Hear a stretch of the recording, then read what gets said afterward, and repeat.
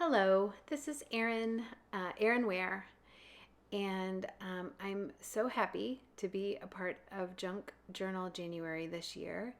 Um, it's an event not sponsored, hosted by Meg of Meg Journals on YouTube, and then Get Messy. So it's pretty exciting that I get to be a part of it. I'm very excited. And junk journaling is something that I do just occasionally. And it's kind of a type of journaling that I do when I'm after a certain like effect, or I want to play with certain types of materials. I don't love to write a lot in junk journals, or basically any kind of journal with a lot of layers and texture and like a lot of different types of paper. I don't love to write on that type of paper, so I don't use it for my main journaling.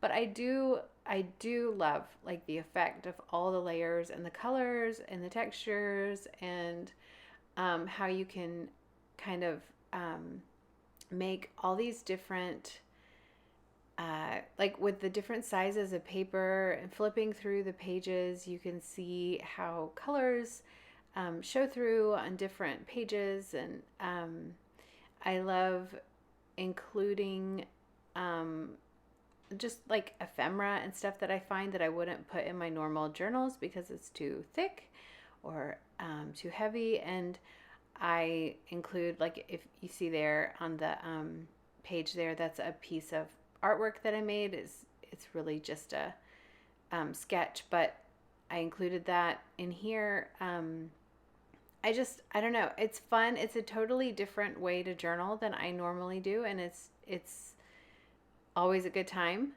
when I sit down to do it. So, my prompt today is opposites. And when I first heard the prompt, like when I chose it from the list, I my first thought was contrast. Like when I think about art and opposites, I think about contrast. So I thought I would just kind of talk about some different types of contrast you can make in artwork or on your journal pages, which is basically the same thing. But so I am doing something here. I'm making a color wheel, and it has to do with the quote that I include later on. So just kind of hold that. Like, I'll talk more about the color wheel in a minute. But I just thought I'd share a couple of types of contrast you can use in your journaling in order to just bring a little bit more interest to the page. If you find that you are not happy with what you're doing, sometimes troubleshooting certain things like contrast can really help bring more like interest to your page. My favorite type of contrast is value. So light and dark, or black and white. You can think of it like that. Doesn't have to be black and white. It can just be like a really dark color and a really light color. And of course, there's all in between. You can have different types of contrast, low contrast, if you're not into high contrast. But this is something that I use in my artwork all the time. I find that for me personally, if I am bored with something that I'm making, I usually need to add some kind of contrast to the page somewhere. It doesn't have to be all over. It can just be one little detail that is maybe a darkest dark or a lightest light, and it actually helps a lot. It's kind of a magical little tool you can use. And yeah, I find it helps a lot. You can also have contrast with all kinds of other things like texture. Just adding something like heavily textured to the page and something really smooth. You can have contrast in line, so use like really thick, heavy lines and then some really fine detailed lines. Let's see, you can have different patterns, contrast of patterns very simple, basic patterns versus very detailed patterns, smaller patterns, larger patterns, um, anything like that. And I mean, that goes into any kind of, it doesn't have to be a pattern, but just detail in general, like large shapes versus very tiny or very detailed shapes or drawings or images or whatever. So, yeah, that's just some examples. There are probably more, but those are the ones off the top of my head that I think of. Um, yeah, so I when I'm making either a piece of artwork or if I'm working in my journal, really any kind of journal, I will often think through these types of things if something isn't working, and then I can usually fix something to be closer to what I'm going for. Yeah. So this journal that I'm working in is one that I made. Well, I made it from an old book, as you can see. It's the first book in the Chronicles of Narnia. I found it at a thrift store, and it was damaged, like really badly damaged on the inside. Sorry, The Magician's Nephew is what it's called. Yeah, so I found it. It was damaged. I tore out the pages in the middle and then made kind of a traveler's notebook out of it with elastics. And then I've had it for years and years, and it's been a few different things, but most recently, and I think this is the way it'll stay forever, is I've added all these pages, and I'm making it my junk journal. I know everybody has like different definitions of what a junk journal is. When I hear the word junk journal, I often think of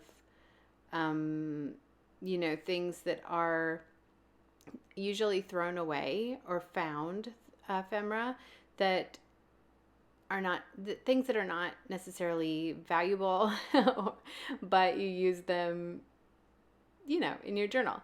So that's not exactly what this is. I mean, I think there are some elements like that, but mostly I'm just using like a lot of textured things that I have. So various papers. Some of them are more like found items from old books and stuff, but some of them are pieces of my old artwork and printed papers and just things that I've purchased. The color wheel is made with rice paper that I painted with acrylic gouache, and I think it's mostly rice paper. There might be some deli paper in there. They have different textures. The rice paper is a more matte texture. The deli paper has a little bit more of a glossy texture, but they're both very thin and they're great for collage. So I paint them and I just kind of keep them for when I need color, like collage paper. And so that's what that's made out of. And the quote that I'm going to put on that right-hand page there is about colors and their neighbors and their opposites. I wanted to pull a quote out for this page, and so that is why I chose a color wheel. I do have some contrast on the page. You can see the black and white. I typically have some kind of black and white, or like maybe not white, but like an off-white. I pretty much always use black in my work. I just love it. So it usually ends up being there. So the quote that I am currently working on there is, "All colors are the friends of their neighbors and the lovers of their opposites." And that is by Marc Chagall. And I like this quote. It's a little bit spicy, but it's also true, because when you get that contrast of opposite colors, like red and green, blue and orange, purple and yellow, and like variations thereof, those I guess, are the spiciest combinations. And when you use, say, blue and green, it's a more I don't know. I don't want to say calming, because if you use red and orange, that's not necessarily a calming combination, but they go together. They're like not fighting against each other. They were kind of working together. So, anyways, that's the reason why the color wheel is kind of not a true color wheel. I was trying to go for more, I guess, more lovers and not friends. I was going for more like opposites and not necessarily getting every color on the color wheel, but more just capturing some of those colors that are more in the opposite range, I guess. But also, I'm just using colors that I like, colors that I already have, you know, painted up for collage papers and stuff. And so, yeah, it was fun to make. I used a brad that I had that actually is from like years and years ago, from like Smash Book, like the Smash Book brand or whatever that was.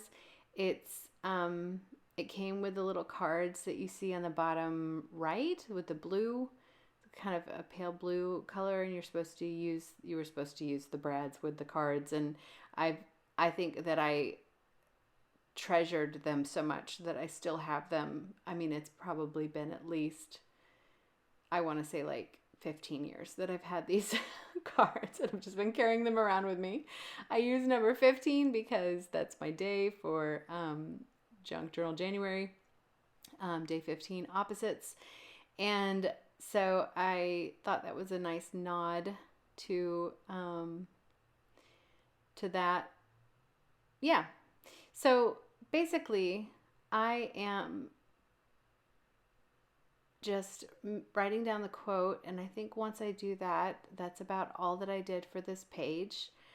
I love flipping through this journal and like seeing where things will fit. So I'm sure you noticed that I started on one page and ended up on another. That's because once I made the color wheel, it just didn't seem to fit there anymore. But you know, I just got to move it to a different page, and I liked how when I flipped to the page prior, that it shows, like, the color wheel shows through just a bit, so that you can see the back of the paper, and it looks kind of pretty. And yeah, so I'm just so thankful to have been a part of this. Thank you to Meg, and thank you to Get Messy for including me. I regularly post videos on YouTube about journaling and art related things, so please subscribe if you're interested in that. And then also, you can find me on Patreon and Etsy and Instagram and all those good places. And those links you can find below. Thank you so much for watching, and I hope to see you around. Bye bye.